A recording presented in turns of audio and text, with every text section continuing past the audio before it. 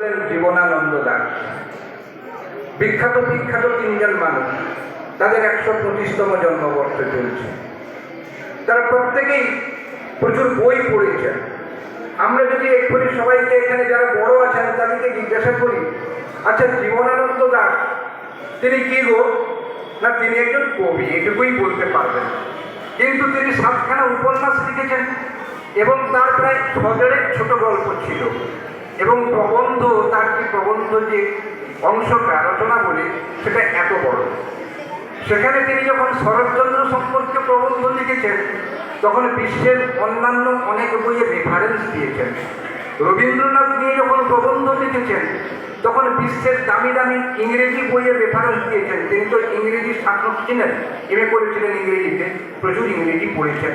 ফলে বোঝাই যায়, অর্থাৎ তোমরা কেউ বড় হতে পারবে না, কারুর সম্পর্কে কোনো আলোচনা করতে পারবে না যদি না বই পড়ো, যদি না পড়াশোনা করো।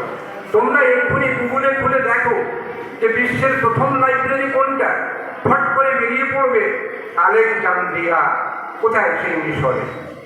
এটা কিন্তু অটোমেটিক এসে যাচ্ছে, কিন্তু এই অটোমেটিকটার সঙ্গে একটু ভুল থেকে যাচ্ছে যে বাবা। ভুলটা কি বলো দেখি? আলেকজান্দ্রিয়া, হ্যাঁ সেটা আলেকজান্ডার।